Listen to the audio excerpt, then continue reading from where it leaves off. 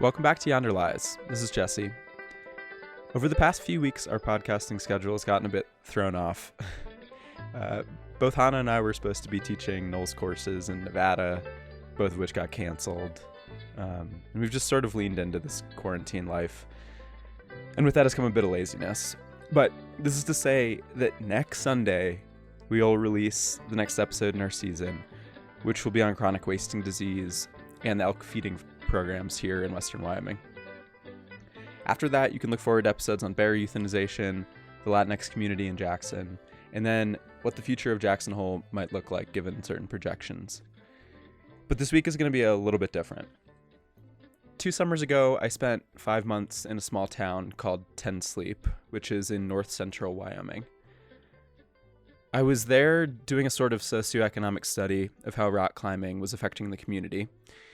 And on Friday, I published a little piece in a place called Sage Magazine, which you can find a link to in the show notes, or just go to sagemagazine.org. This week, I'll be reading the piece in full. Ultimately, this is a sort of piece about recreation and identity in a dramatically changing world. If you have thoughts, please let us know on our Facebook page, and I hope you like it. On a hot summer day in the summer of 2018, I woke up to red and blue lights saturating the white dolomite walls that loom over the Ten Sleep Rock Ranch, the new rock climbers campground in the canyon just upstream from the town of Ten Sleep, Wyoming. I had been in the area for a few weeks, but this was the first time I'd seen any signs of law enforcement. The lights shut off as the cruiser rolled to the back of the new campground. The police report said that 10 shots were fired while the Rock Ranch's controversial founder, Louis Anderson, was dangling from a rope, bolting yet another route. The rock, Bighorn Dolomite, splintered like shrapnel around him. No bullets hit his body, just the skyscraper skeletons of the coral reefs that used to frequent this desert. Perhaps if he listened a little closer as the bullets riddled the limestone around him, he would have heard them whisper, "You are not welcome here." For years now, living in Wyoming, I'd meant to see Ten Sleep for myself. However, in recent years, friends in the area have said that it's swarming with climbers. Climbers washing ropes in the public splash pad, climbers using the sink in the public library as a shower, and climbers mining all of the Wi-Fi bandwidth in the area. One local barista named Talina told me that the problem for her was mostly the exclusivity. Quote, "If you're not a climber, then, I don't want to talk to you anymore." Although testimonies from Ten Sleep residents vary widely, the central point is the same: a sense that they lost control of their town. Too much and too fast. Like many small western towns, each chapter in Ten Sleep's history has begun the same way: power and wealth coming from the outside with a new way of doing things. After a few weeks in Ten Sleep, it became clear that a new chapter was already well underway. A recent dramatic Facebook post noted that this current conflict over climbing, quote, is about a battle for nothing less than the soul of Ten Sleep. It was not an accident, a climber at the Rock Ranch told me of the shooting. And now half the people in the town don't believe him, which is great, because now everyone just chooses what they believe in the world these days. And the other half of the people don't even know what to think. The police have no leads and no suspects. From Yellowstone National Park, if you point your car east toward the Bighorn Mountains and drive across the moonscape desert of northern Wyoming for 2 hours, just when you think the road should begin to climb towards the Alpine, it abruptly drops into a valley, invisible to any distant vantage. As the road descends, the color palette morphs from black and white to red and green, just like the Wizard of Oz. After passing a green sign that reads, Ten Sleep, population 260, you will come to the sort of Wyoming town we're taught to see in the imagined American West. 1 general store, 2 bars, 4 churches. Most people just pass through on Route 16 on their way to and from Yellowstone. But if in the 30 seconds it takes to drive through Ten Sleep you slow down, pull over, and look just a little closer, you'll find some things of note. You might see that dusty, abandoned lot on Main Street is not flowing with weeds, but with kale. You might realize that the homeless-looking man with a long, graying beard plucking banjo outside of his trailer is actually pretty good. His name is Jalan, and he's a national banjo-picking champion. Only outsiders think Ten Sleep exists in the cliches of Western mythology. In this population of 260, there are engineers, miners, artists, ranchers, small business owners, and a handful of professional athletes. If you walk around the corner to 3rd Street, you'll find a small home with a garage that's rapidly being reclaimed by vines. The owner is a friend of mine named Mark Carter. Mark and I met a couple of years ago in the high-stakes skiing and snowboarding scene in Jackson, Wyoming. Although he spends a good chunk of the year helping maintain his family's renowned 40,000-acre cattle ranch, Carter Country Meats, the inside of his garage is a museum dedicated to his ongoing career as a professional snowboarder. The walls are lined with more than 100 snowboards, many of which never made it to market. Next year's Yeti and the North Face products are scattered about. An open canister of Dannison toothpicks, his toothpick sponsor, lies on the ground like a beer from last night. The ceiling is one gigantic American flag that casts a red and blue hue onto his face as he works on his mountain bike. I asked one day what he thought of the van loads of Patagonia-clad, rock ranch-staying rock climbers coming to town. He looked me dead in the eye, and after shifting his ever-present toothpick from left to right, murmured, "It's a goddamn mess." Wyoming is preparing for 2 simultaneous existential crises: the collapse of coal and the non-viability of small family ranches. The majority of the state's tax revenue comes from extractive industries. In terms of coal, Wyoming produces more than the next 7 producing states combined. A single mine called Black Thunder produces about as much coal each year as the char-famous state of West Virginia. As the demand for coal shrinks, so does the financial viability of mining operations, and thus Wyoming's tax base. And while coal is the economic powerhouse of the state, cattle ranching is the founding mythology, the cultural glue. Here too is a sad decay. Small family ranches are in most cases no longer financially sound operations without government subsidy. Those who continue to work sit in a dissonant suspension between deeply held myths of rugged individualism and full reliance on the government. In Ten Sleep, parents generally discourage their kids from getting into ranching. Mark told me sadly, "We're a dying breed." There is a particular Grapes of Wrath-like collapse underway, where many of these small ranches will, quote, be part of the great holdings next year, for the debt will have choked the owner. Only the great owners can survive, for they own the canneries too. As these core Wyoming industries become economically obsolete in our rapidly globalizing world, whole cultures will be eradicated, and new ones be elevated. In 2016, then-Governor Matt Mead formed the Outdoor Recreation Task Force to assess Wyoming's outdoor recreation economic sector, needs for now and the future, relationships with land access, and the possible creation of an Office of Outdoor Recreation.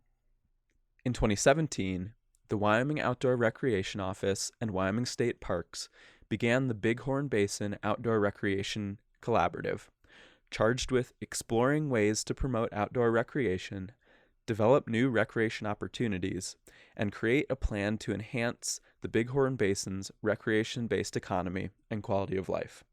This was the first collaborative of its kind in the state's history, which means that in Bighorn Basin, where Ten Sleep lies, the writing is on the walls. I grew up in upstate New York near several towns that never fully recovered from their early industrial heyday and collapse. When Eisenhower's interstate highway system made the Erie Canal obsolete, a long list of cities that were once on the main thoroughfare connecting east to Midwest and beyond rapidly collapsed.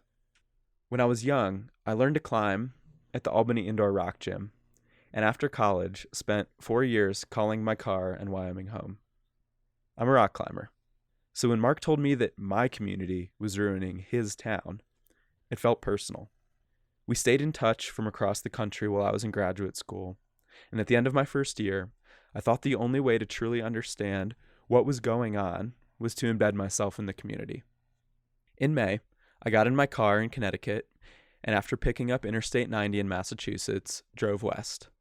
Albany, Rochester, Buffalo, Cleveland, Chicago, Madison, Sioux Falls, Rapid City, Gillette, exit 58 at Buffalo, up over the Bighorn, to the Ten Sleep Rock Ranch. The Rock Ranch was a recent brainchild of Valerie and Louis Anderson, a wealthy Orange County, California couple who moved to Ten Sleep in 2016 to fulfill their dream of living a slower pace and semi-retiring into a lifestyle of camp hosting, and to begin another chapter in their legacy of climbing and crag development. For Louis in particular, the potential of nearly unrestricted climbing development was enticing. Sitting with Valerie one day under the pavilion at the Rock Ranch, she told me that they almost moved to Chattanooga, Tennessee, but at the last minute chose Ten Sleep. It was quieter. Back in California, Valerie taught yoga, and Louis owned a series of rock climbing gyms, which he still manages. They both live publicly healthy lifestyles. Louis' Instagram is filled with action shots of climbing and healthy meals, and Valerie's is mostly time lapses of yoga routines. Although well-intended, the style and pace with which they have entered the Ten Sleep community has not gone unnoticed. Nothing goes unnoticed in Ten Sleep when you're new.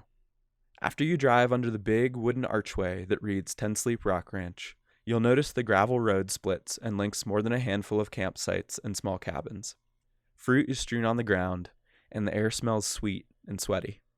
It used to be an apple orchard and cherry orchard, where Ten Sleepers would pick fruit in the late summer and fall. Now there is a bathhouse, public refrigerators full of LaCroix, a small rock climbing gym, and a pavilion with Wi-Fi and outlets continuously connected to an assortment of unattended Apple products. If you're there midday, you're guaranteed to see at least one athletic 30-something in flip-flops wandering aimlessly and shirtlessly. There are more of them every day. Most mornings I would wake up and follow Route 16 from the Rock Ranch down into Ten Sleep. Where mountain meets desert is a hidden topographical paradise, similar to the famous sandstone national parks of southern Utah. Petroglyphs in these red canyon lands go back more than 10,000 years. Some days I would make the drive to the only general store, Dirty Sally's, which quickly became my makeshift office. The building's brown siding is growing pale from the sun. Leah and Wes, the new owners, recently repainted the window frames a beautiful white. A large sign that dangles perpendicular to the storefront and to the flow of traffic reads, in plain font, ice cream, coffee, souvenirs, and groceries. The once prolific bison on the red, white, and blue state flag dances in the wind like a memory. Inside it's cold, except where the dusty sun shines through the big front window. Talina is behind the counter in a Star Wars shirt and choker necklace, handing brown caramel ice cream and a fresh waffle cone to an older cowboy. He smiles through his gray mustache and thanks her in the sincerest way. He sneaks a quick lick and takes his cone to a circular wooden table next to mine, where he and his old cowboy friends share ice cream instead of coffee every morning and are a happier bunch than any I've ever known. After a few weeks, 30 iced coffees, and 20 frozen burritos, I found myself chatting with Talina about the town and climbers. She said she didn't want to talk at work, but that if I wanted to go on a hike with her and her kids later that day, she'd love to chat.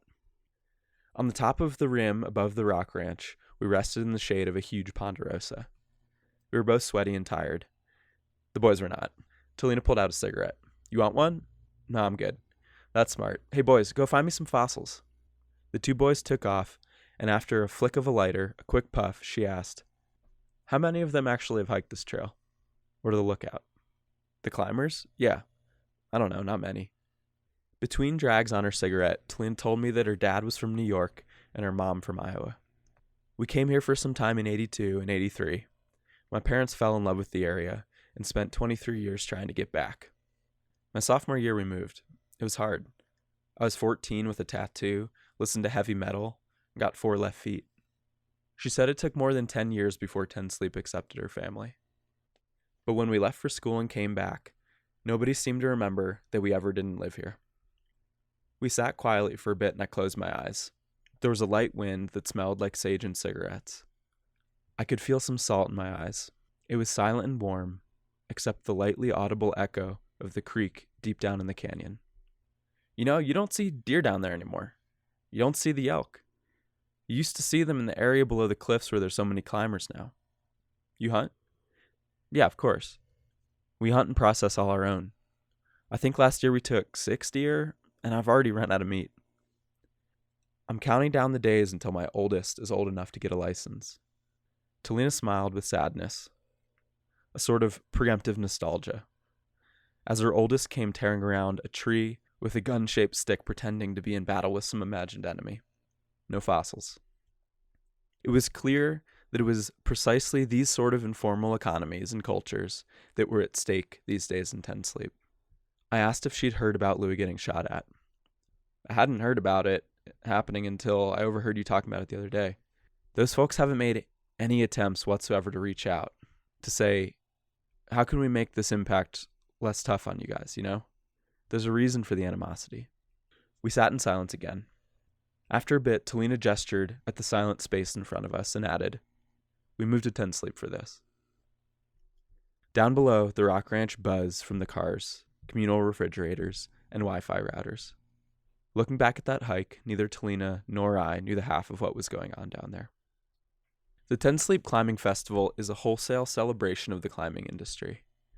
What used to be an informal party of friends with beer, a bonfire, and a guitar has become a meditation in upper-middle-class consumerism. Hundreds come from Boulder, Salt Lake City, and beyond to participate. The scene on June 30th, 2018, was a carnival of tents covering the lawn outside of the Ten Sleep Brewing Co. A crowd of athletic millennials and their dogs foraged for the best of next year's gear. The event was primarily planned by Valerie Anderson, the Rock Ranch manager, who had recently also joined the board of the Bighorn Climbers Coalition. A few confused locals wandered about, perhaps realizing for the first time that things were different than they used to be. I spent my time asking passerbys to fill out surveys about how they were spending money in Ten Sleep.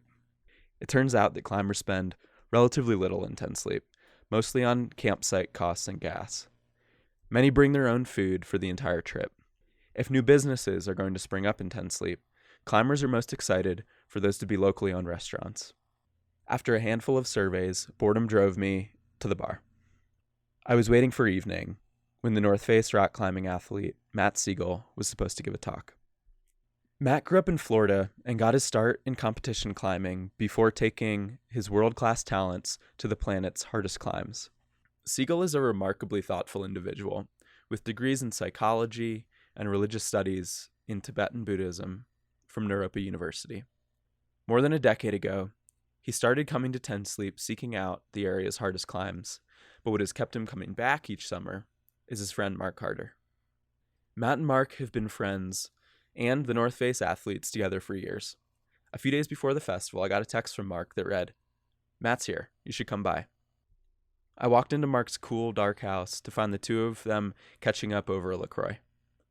I listened to them talk about internal North Face drama for a while, and Matt spoke at length about his new instant coffee company, Alpine Start. It's been super weird to be the owner of a multi-million-dollar company now, like overnight. I'm actually learning a lot. Matt asked me what my project was about, and I told him I was looking at how climbing has been changing the area, and his ears perked up. It's changed a lot over the past few years. Oh my God, I'm super intrigued. He asked me what's up with the new place called the Rock Ranch. A couple named Louis and Valerie opened it in 2016. Oh, Valerie, isn't she the one organizing the festival? Yeah. Who's Louis? Louis Anderson. Louis Anderson is here in Ten Sleep? Are you serious? Yeah, he owns the Rock Ranch. People say he's been developing a ton of new routes in the area. Also, a few weeks ago, he actually got shot at up in the canyon while bolting. Oh man, Louis Anderson. Louis Anderson had been interested in Ten Sleep climbing development long before he purchased the Ten Sleep Rock Ranch. In an April 2006 rockclimbing.com forum, Louis noted that Ten Sleep was, quote, the best sport climbing I've ever experienced in Wyoming, before adding that there was, quote, endless new route potential at just about any grade you might be interested in bolting at. In the same post, he also wrote that Ten Sleep was, quote, somewhat of a secluded spot, but I predict huge things for the future of the area and its popularity for attracting out-of-state climbers. The goal for Louis has always been to attract outsiders to the area. However, the desire to attract climbers and thus be known is not what makes Louis controversial. It's his ethics regarding two widely detested techniques in rock climbing development, chipping and gluing. In a November 2003 online post, Louis momentarily pulled back the veil of purity on his climbing development. Quote, many people at crags all over the world climb on drilled holds without ever realizing it. Many of the crags around Lander have drilled holds, some done to look more realistic than others. This process of creating unnatural holds is what people in the rock climbing community called chipping, or drilling and chiseling handholds into the rock to make particular sections easier or even climbable at all. 3 years later, Louis publicly offered advice for gluing rocks to the wall when he wrote, quote, "Assuming you do a good job of cleaning the rear of the stones you're gluing, there will be much greater surface area to attach on an uneven rock surface." Louis's words jarred many of the members of the rock climbing community who believe in the purity of the mythologized wilderness. For generations, mountaineering and rock climbing in the Western world have been a way for members of an upper-class society to project disillusionment with the privileged lifestyles in which they were born. In the United States, the climbing community has a tendency to reject modernism by spending a lot of time in remote and sublime spaces. This has turned the rock climbing community into one of the biggest proponents of the mythologized wilderness, a pure, natural space separate from the unhealthy dregs of our modern, globalized rat race. For generations, rock climbers, from writers John Muir to Sierra Club president David Brower to Patagonia founder Yvon Chouinard, have often found themselves situated as pop culture wilderness defenders. On one hand, Louis's tendency toward gluing and chipping is relatively benign in the grand scheme of our public lands, where trees are still felled and coal is still actively extracted. But on the other hand, his chipping and gluing cut into deep core myths of the rock climbing community. By the early 2000s, there is evidence to suggest that Louis was well aware of what chipping and gluing represented in the belief system of the rock climbing community. In 2004, he lamented that recently he'd become, quote, "much quicker to glue when bolting at crags. This is something that I'm well aware of and am making conscious efforts to change." However, by 2016, when Louis settled into his new home in Ten Sleep, seemingly secluded from the ethical scrutiny of California, he slipped back into old patterns and triggered a community reaction with an intensity that neither he nor anyone else in the rock climbing community could have predicted.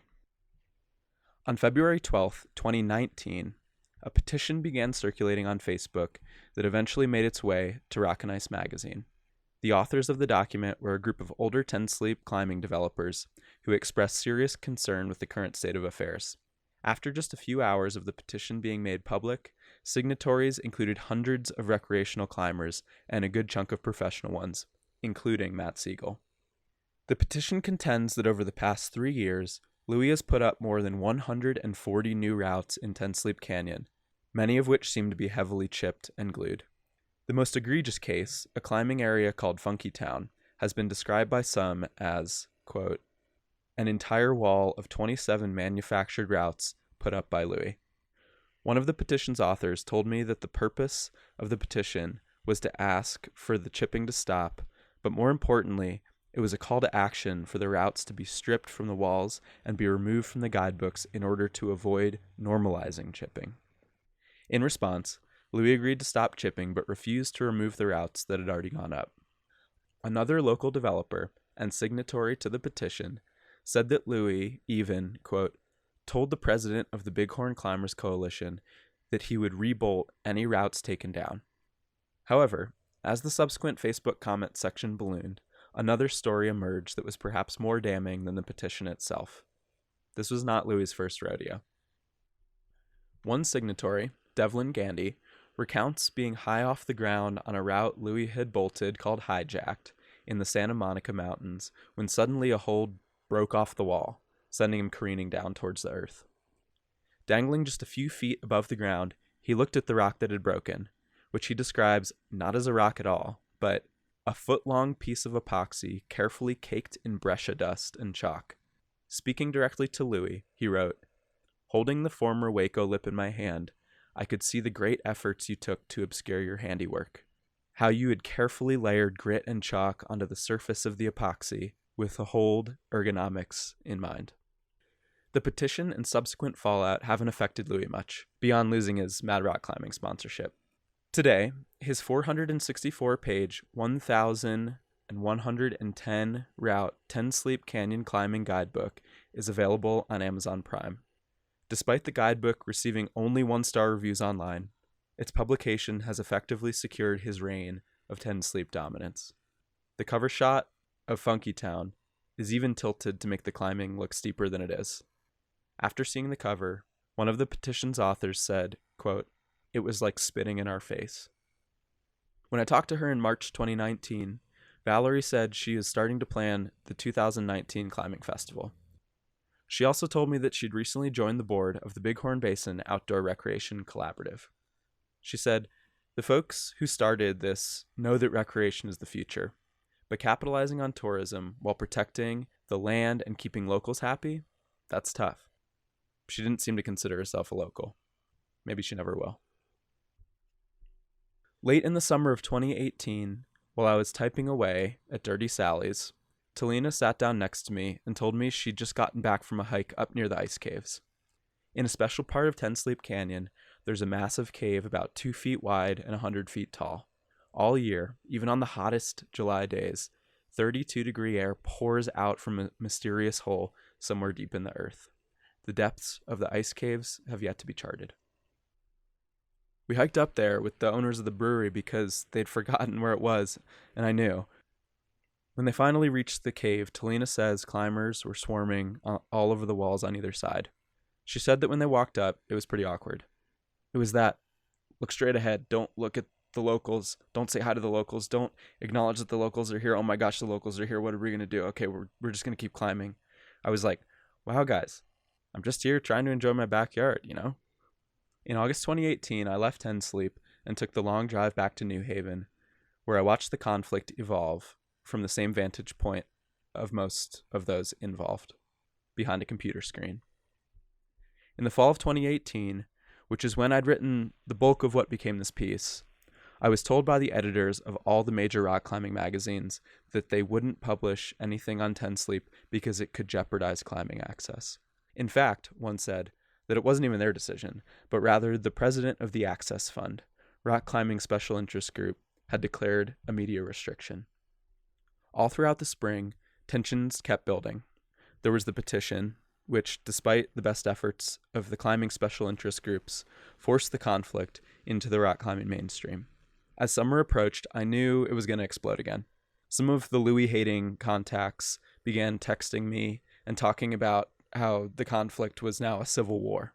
The situation escalated in July of 2019 when an anonymous group of 18 climbers chopped the bolts off of many of Louis' routes in the middle of the night. They also attached red padlocks to the bolts on a number of other routes, indicating that those routes were even more egregiously manufactured. This finally forced the Forest Service into the conversation.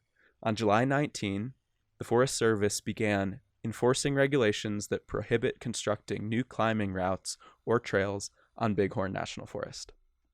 Throughout the following months, Climbing Magazine and Rock and Ice finally published pieces on the conflict, and despite the writers' best efforts at articulating the real issue to their readers, in no article were the actual people of Ten Sleep, Wyoming mentioned. The conflict was pitched over and over again, as though the rock climbing community operates in a void, as though not only are humans separate from nature, but that rock climbers are separate from the democratic politics of normal human affairs. The writing paints Ten Sleep Canyon as a gift from God to the climbing community, who shall have dominion over the Dolomite, roadside pullouts, and every living thing that moves. Every year, the rock climbing community, and other recreation communities like it, is further entangled in the late-stage capitalism we all live in, where it's not just products that are being sold, but identities and lifestyles too.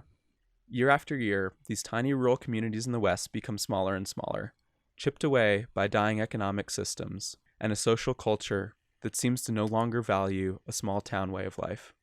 What happened in Ten Sleep is one incident in the ever-evolving global pattern of pushing local people to the wayside in favor of something new. Back in 2018, I asked Talina what she thought the future held for rock climbing in Ten Sleep. She said, "In the Ten Sleep community, you're either in or you're out. And if you're out, it's going to take a hell of a long time for you to be in. Having the climbing community and the Ten Sleep community get off on the wrong foot, it's going to take one hell of a someone to be able to heal that rift. I don't know if it's ever going to happen."